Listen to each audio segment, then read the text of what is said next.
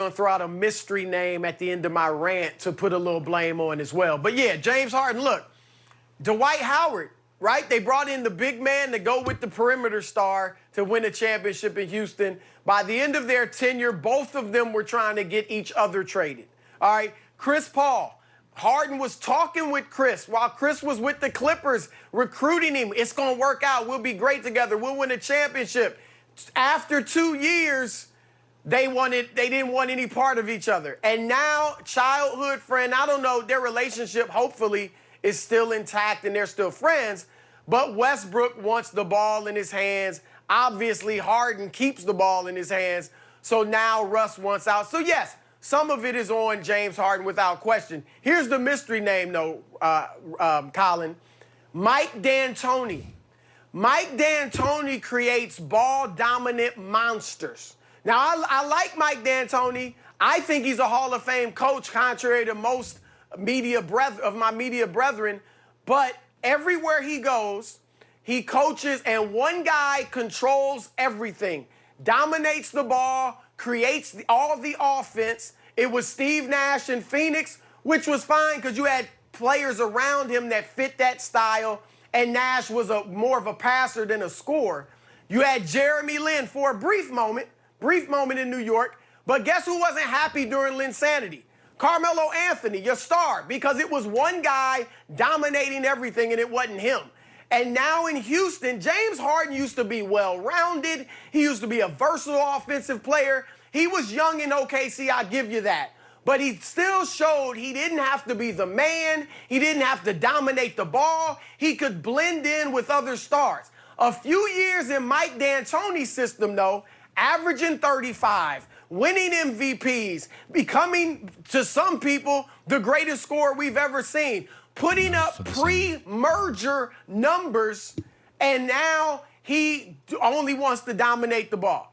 And so some of this is on Mike D'Antoni creating a monster in James Harden. Westbrook's legacy doesn't work anywhere, does he? What's his legacy? Westbrook is in that unique space where he doesn't really have to win a title.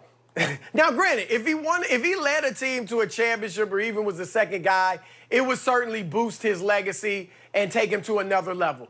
But we have kind of decided on Westbrook, he's not going to win a championship. That style of play, it doesn't happen. Just like, Colin, we decided on Allen Iverson about 2/3 of the way through his career. Man, this dude is awesome. He's an all-time great. He's a first-ballot Hall of Famer. We haven't seen too many like him, but we all knew he ain't winning a championship. There's no way, you know, and that's where Westbrook is. Like Iverson, Westbrook will be iconic because those triple-double seasons, Colin, unless they become commonplace, unless Luka starts doing it every other year, LeBron does it next season, barring that, we will look back at Russell Westbrook as an icon. When we think of Oscar Robertson, we don't think of the championship he won in 1971 with Lou Alcindor, even though Oscar was great that year and in those finals. He averaged 23 and almost 10 assists in those finals. They swept Baltimore, Earl to Pearl Monroe. But we don't even think about that. We think he averaged a triple-double for a whole season. That's what we'll think about with Russell Westbrook 20, 30 years from now. We say, man, it was this kid.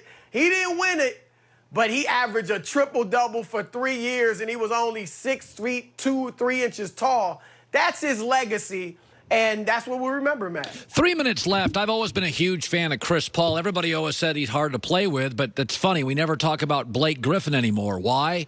Because Chris Paul doesn't play with him. We don't talk about DeAndre Jordan. Oklahoma City was great with him last year, and a bunch of guys you'd never heard of. Chris Paul wants out. I'm going to throw one at you, and it sounds crazy.